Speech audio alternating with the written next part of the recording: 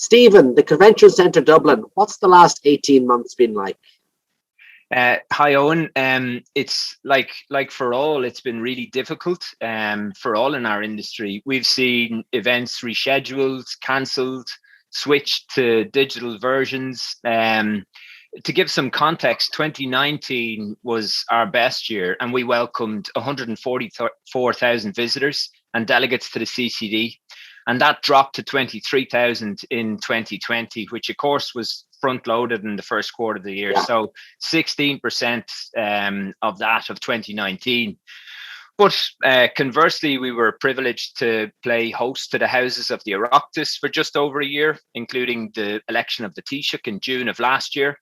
And the only time you had the Dáil and the Seanad actually sitting in the CCD. That's right, 3 to 4 days a week for the 12-month period from June of last year up until mid-July of this year, when they broke session for the summer. And then when they announced the budget last year in November, that's the first time they've ever done so outside of Leinster House. So we're one of the very few venues around the world that was able to continue to deliver safe physical events throughout the pandemic. We also did a number of digital events using our own broadcasting capabilities in our virtual studio here on site. So those things did keep us busy per se. And important to say the team as well. That was one of our top priorities since the offset. Keep people safe and well has to be at the pinnacle of it all. We have a mixture of teams working from home. Some people haven't been here since the 12th of March last year.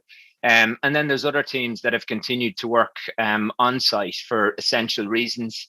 But look, we greatly look forward to welcoming back face-to-face events when permitted to do so. I think, you know, it's such an iconic building and tourism product within, you know, Ireland, but very much, you know, within the capital city. There must be a huge thirst and desire to get physical face-to-face events and conferences back again. And I know, like, the rest of the tourism economy has kind of slowly reopened and is trading somewhat, but there's still a lack of clarity, isn't there, for your sector, the sort of business tourism, as I call it, sector? Yeah, there is, Owen. You're completely right. To date, there's no clarity on future permissions and capacities for indoor business events. And it is crucial to our recovery that there is so. There was, as you might recall, a Living with COVID-19 plan, which had 5 different stages. And there was stipulations in that plan about how business events might reoccur. But there's been a deviation from that since. But we're advised that government will soon publish a roadmap for the reopening, ideally before the end of August. But throughout COVID, the CCD and the Business Tourism Recovery Task Force and many other industry bodies, including your own, have been in direct communication with the relevant government departments to support and gain clarity and guidance. And most importantly, to build this framework around reopening, because many of the other venues internationally now and for some time have been able to host business events with different capacities. Yeah, does that mean that Ireland is losing business? You know, I mean, are there inquiries that, you know, you could convert into solid bookings for Dublin and Ireland that we've lost to, I don't know, Barcelona or London or Frankfurt because of this lack of clarity?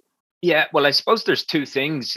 We've lost existing bookings that should have taken place over the last few months, indeed this month and next, to other European and UK cities. And we also find it incredibly difficult to book future events into Ireland because, in short, if we had clarity on how events could take place, then event organizers would have it would be practical for them to make decisions on where and when to place their business, but it's just impossible for them to make that decision when there's no certainty for them, and forgetting the challenges around air access that they would have seen over the past number of months, and it's really only, as you know, since mid-July that meaningfully the air access could reconvene back into Ireland. So for a multitude of reasons, it's been practically impossible to book events. I guess the other thing to say is that many of the association conferences that we did have booked for 2020 and 2021 We were fortunate that we were able to roll those events forward into 22 and 23. But it's fair to say that the same has happened in other European cities, where they would have rolled events in Edinburgh or London or Paris from 2021 into 22 and 23. So there'll be this a bit of a void, more so in the association sector, where the events that we could have won, if you like, for 22 and 23, they'll be earmarked for other European cities for the same reason that we'll have rolled events forward in our own destination. And is Ireland, you know, we spent, you know, you and the agencies and you know, ITIC and lots of organizations spent months and months and months, if you like, developing Ireland as a really attractive business tourism destination, a really attractive place to have your conference or your event or your association conference, as you say. Are we still in a good place in that regard? Is Ireland well thought of? Are inquiries still coming into you, albeit you can't quite convert them because of the lack of clarity you're getting from government? Yeah, there's definitely, we do have inquiries coming in, but I do think the two key issues are around access and permissions. So for those reasons, it's practically impossible for an event organizer to book an event in Ireland. And I mean, you see on the news last night in Belfast, you have a concert for 10,000 people taking place.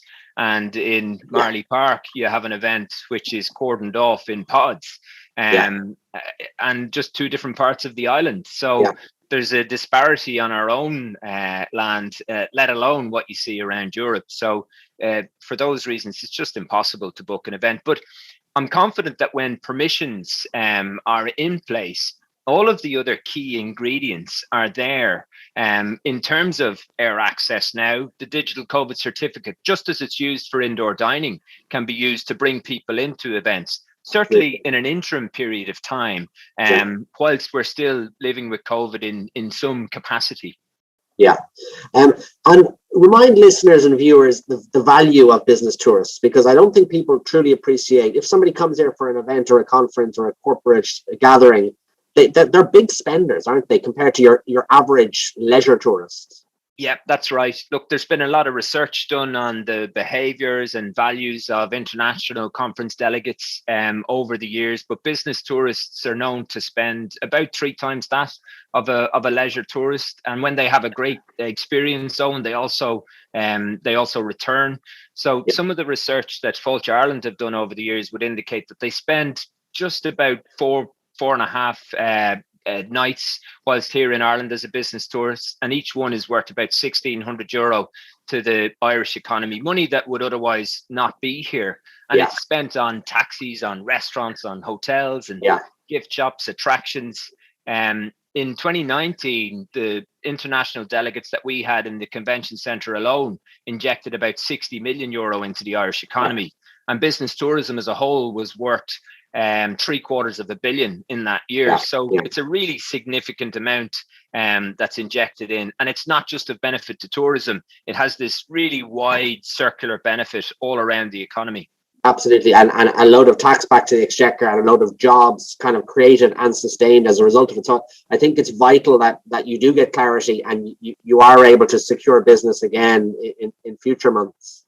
Yeah, that's right. And look, our priority throughout has been to work positively with government to help and support to create this roadmap about how we can safely deliver events. And as I said, we've delivered events safely here in the Convention Centre for more than a year now, where we haven't had a single case of COVID transmitted on site, either amongst staff or amongst attendees. So that's been a monumental effort throughout a very difficult period of time.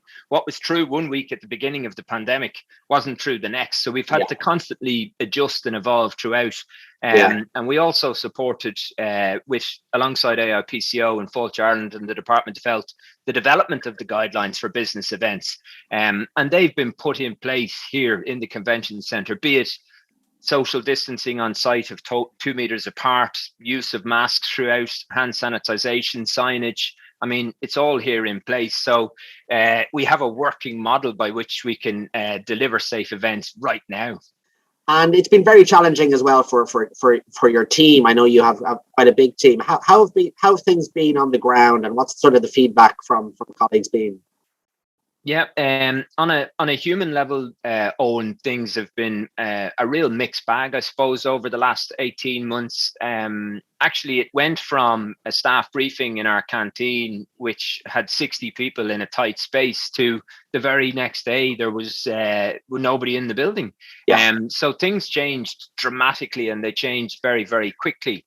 But we also have lived in this immediate world where we want information and we want certainty and we want it now. And typically you can get that, but this hasn't been the case throughout COVID. So I think people have dealt with a lot of difficulty and frustration, but it's also been a time where we've been able to take stock and find appreciation in the things that matter most. And really that's around time. But COVID has been this catalyst for things that were coming anyway, for change around social and technological. But it would have taken a decade, perhaps, rather than a year. And now, as restrictions continue to ease, which is great, we're starting to see what our new normal might look like. It'll never be the same again. That's obvious to say. And it's going to take a little bit of time to adjust. But the thing that our team have displayed in spades is hope and resilience in this difficult time, so that we can come out of COVID as well as we possibly can. And I'm really proud of how they've dealt with that. And I also think it's mirrored in the industry. As an industry, tourism, we do collaborate exceptionally well together. And you see that in working groups, in forums that have newly been set up, and relationships that have been built in this digital world, so that we're well placed to hit the ground running when we can, safely, together, and as soon as possible. Absolutely. And the Convention Centre was long in gestation, if you like. I think you had your 10th birthday during the pandemic. So there's a deferred party there that we're all going to go to. Yeah. But one of the things that I think, we should be shouting proudly about is the design of the Convention Centre is very sustainably beneficial and positive. And I think sustainability is such an important part of future travel and tourism, and the CCD is very much in that frame.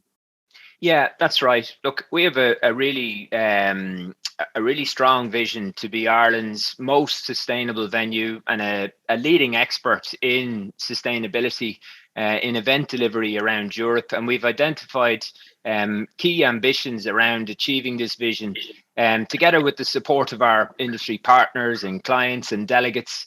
But we're committing to reducing further our CO2 footprint and being carbon neutral by 2025. We're also working at the moment to achieve ISO 20121 by later this year. We also are committed to sustainable dishes, food safety, small farm economies, and then sustainable hospitality in general. So, in fact, we've implemented much of this already. But as you said, we're the world's first carbon neutrally constructed convention centre. A bit of a mouthful, but the CCD is one of the most environmentally friendly venues around Europe.